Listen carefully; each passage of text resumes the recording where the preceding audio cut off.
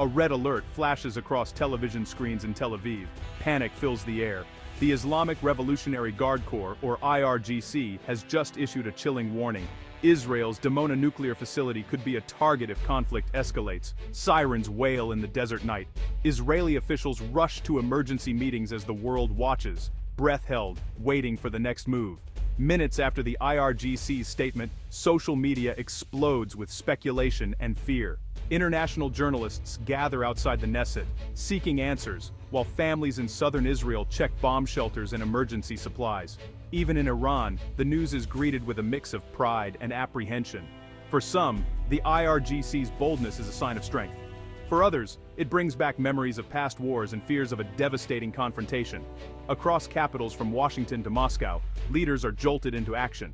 The warning is not just about Israel and Iran. It signals that the balance of power in the Middle East could shift overnight, with consequences far beyond the region. The IRGC's threat to Dimona is not merely a military maneuver. For years, Israel's nuclear capabilities have been shrouded in secrecy, protected by policy and taboo. To openly threaten such a facility is to challenge an unwritten rule of international conflict, a line rarely crossed since the Cold War. Nuclear sites are considered off-limits for good reason. An attack on Dimona could release radioactive material into the environment, affecting neighboring countries and regions further afield. The possibility of nuclear escalation is now on everyone's mind. If Iran feels emboldened to threaten Dimona, what does it mean for other hidden nuclear programs? The IRGC's words may inspire a new era of brinkmanship. The world remembers Chernobyl and Fukushima. The idea that another nuclear disaster could be triggered not by accident, but by war, has shocked even the most seasoned diplomats. The IRGC's warning is not just news. It's a wake-up call for the entire international system. Dimona sits in the Negev desert, its exact purpose cloaked in decades of secrecy. Officially, the site is called the Negev Nuclear Research Center. Unofficially, it is understood to be the heart of Israel's nuclear weapons program. Since the 1960s, the facility has symbolized both technological achievement and existential ambiguity for Israel. The story of Dimona begins with the arrival of French engineers in the late 1950s. Israel, newly independent and surrounded by hostile neighbors, sought a deterrent to ensure its survival. Even now, Israel maintains a policy of nuclear opacity, neither confirming nor denying its arsenal. Dimona's significance goes beyond military might. It represents Israel's determination to never face a second Holocaust. Yet the secrecy also breeds suspicion and fear among its neighbors, especially Iran.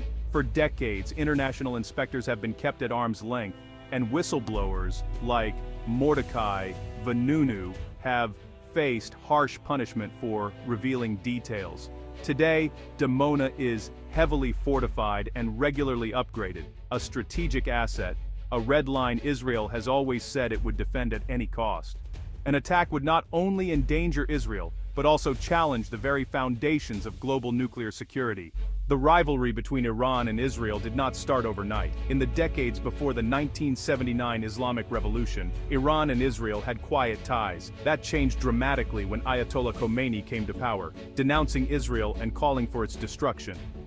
Since then, deep mistrust and open hostility have shaped their relationship. Over the years, the two countries have waged a shadow war, fought through proxies, cyber attacks, and covert operations. Iran supports groups like Hezbollah and Hamas, while Israel targets Iranian interests in Syria and beyond. Each attack deepens the cycle of retaliation and suspicion. Iran's nuclear program has advanced, despite international efforts to restrain it, while Israel has vowed to prevent Iran from acquiring a nuclear weapon. The IRGC's warning against Dimona is seen as direct retaliation, a signal that Iran can strike at Israel's most sensitive sites, if provoked. The danger now is that tit-for-tat actions could spiral into a wider, uncontrollable conflict. Modern conflict is not fought with tanks alone. Both Iran and Israel have developed sophisticated technologies that can change the outcome of war. Drones, cyber weapons, and precision missiles are at the heart of this high-tech arms race. Iran's drone program has become increasingly advanced, with Shahed drones used in attacks across the Middle East. Missiles capable of reaching Dimona are already in Iran's arsenal. In the digital realm, both sides have launched cyber attacks against critical infrastructure, power grids, and even hospitals. Israel's Iron Dome and David's Sling defense systems are world-renowned, intercepting incoming rockets with high accuracy. Israeli cyber operations have reportedly disrupted Iran's nuclear program more than once. The battle is now as much about code and algorithms as about soldiers in the field. The threat to Dimona underlines how vulnerable even the most fortified sites can be in the era of drones and cyber war. The risk is not only of physical destruction, but also of accidental escalation. A computer glitch or misinterpreted signal could trigger catastrophe. No crisis in the Middle East happens in isolation. The United States, Russia, China, and the European Union all have stakes in the region's stability. Following the IRGC's warning, Washington reaffirmed its commitment to Israel's security, dispatching military advisors and placing regional bases on alert. Russia, with its close ties to both Iran and Syria, called for calm but warned against external interference. China, dependent on Middle Eastern oil, urged restraint and offered to mediate, emphasizing the dangers to global energy supplies. European leaders want to preserve the Iran nuclear deal, but fear being drawn into a wider conflict. Arab countries, some of whom have normalized ties with Israel, now worry about being caught in the crossfire or facing domestic backlash. The world's great powers are not just bystanders. They are active players, shaping events through diplomacy, sanctions, and covert support. The fate of Dimona and the peace of the Middle East may depend as much on Washington, Moscow, and Beijing as on Jerusalem and Tehran. The threat to Dimona sent immediate shockwaves through global markets. Oil prices spiked overnight, with traders fearing disruption in the world's most crucial energy corridor. Stock markets in Europe and Asia dipped as investors sought safe havens. For people in the region, the economic impact is felt in daily life. Gasoline prices climb, and anxious shoppers in Tehran fear new sanctions or shortages. Tourism grinds to a halt as airlines suspend flights and travel warnings multiply. European manufacturers worry about supply chains, while Asian economies brace for higher energy costs. The global economy, still recovering from past shocks, now faces a new round of uncertainty. A single strike on a nuclear facility could contaminate the environment, disrupt trade, and trigger a refugee crisis. In an interconnected world, the fallout, literal and economic, would be felt everywhere. As the crisis unfolds, intelligence agencies are working overtime. Israel's Mossad ramps up surveillance, monitoring every signal and movement from Iran. The CIA and other Western agencies share information, seeking to preempt any attack. Iranian intelligence, too, is on high alert, bracing for possible Israeli retaliation. In backrooms and secure command centers, analysts sift through intercepted communications and satellite data. Cyber experts hunt for signs of hacking or sabotage aimed at Dimona or Iranian facilities. Israeli security forces have increased patrols around Dimona, checking for drones or suspicious activity. Civil defense drills are stepped up, teaching local residents what to do if a siren sounds. The intelligence war is invisible to most, but it shapes every decision made by leaders on both sides. In the shadows, the real battle for Dimona may already be underway. For ordinary people in Israel and Iran, life goes on, but under a cloud of fear. In Beersheba, parents reassure children as they walk to school, but keep one eye on their phones for emergency alerts. In Tehran, families gather each night to watch news updates, debating whether war is inevitable or avoidable.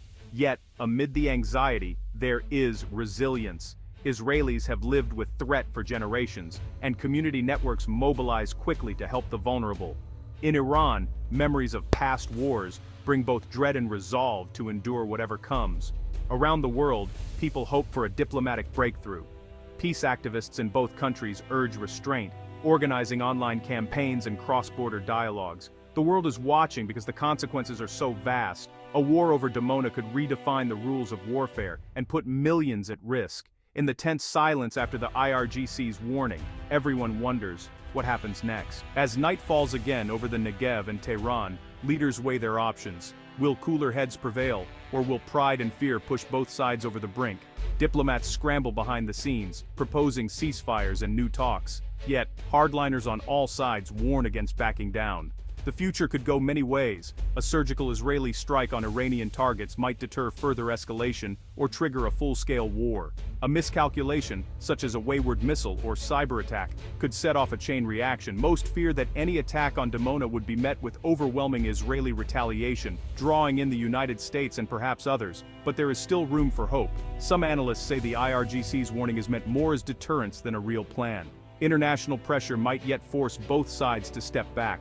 Why is the world watching so closely? Because Dimona is not just a target, it is a symbol of the risks that come when nuclear secrets, old rivalries, and new technologies meet. The next days may decide not only the fate of Israel and Iran, but the future of global security itself.